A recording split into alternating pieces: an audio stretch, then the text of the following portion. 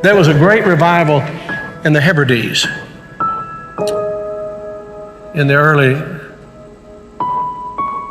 1900s. Began to moved up to the pleading for it into the 40s. Maybe we could say it topped out in the early 50s.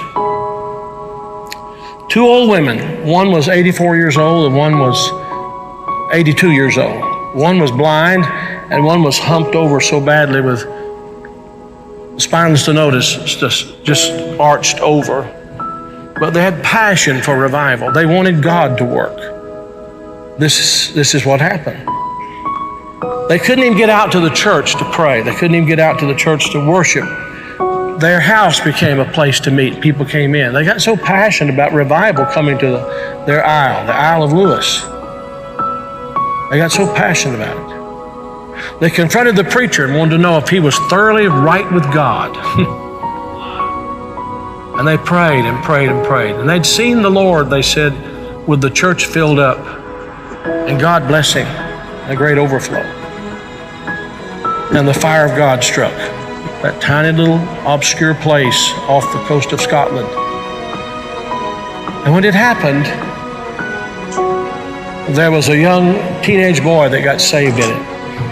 His name was Donald. And the preacher became so dependent upon Donald and so close to Donald, he would ask him to lead in public prayers and help him with the meetings, and he did. Oh, how God worked. People began to hear about it, and the revival fire spread. It spread. And God blessed in a great way. Those two old women, the kind of people don't want in a church anymore. And from that same island, there was a young girl who was a cousin to Donald Smith, who immigrated to America. Her name was Marianne Smith McLeod. She came to America in 1936. She met a man named Fred, and they were married. They fell in love. They were married. God blessed in a great way. And those old women were her aunts. And they came out of that fiery revival, They really experienced revival. And they sent a Bible, a copy of the Word of God that had been used in a special way in that revival, to Marianne. She started having children. I think it was 1937, she had her first child. They named him after his father, Fred. Then she had her second child, named after herself, Marianne. Then she had her third child, Elizabeth. Then she had her fourth child, and she was so impacted by this teenage boy God had used in that revival of the Hebrides. She named him Donald. And she gave him that Bible, the Hebrides Revival Bible. He was born in 1946. He's now the 45th President of the United States.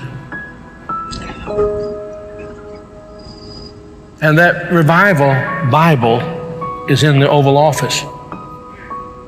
I'm saying to you, I don't know how, why, I don't know how it all comes together.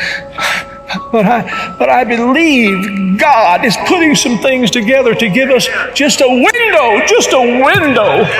If he could find some open people who know what the window's for.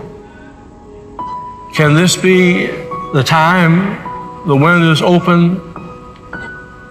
Providentially, God has prepared the moment, and we will become the people of prayer, pleading with God. This is a plea. Wilt thou not revive us again?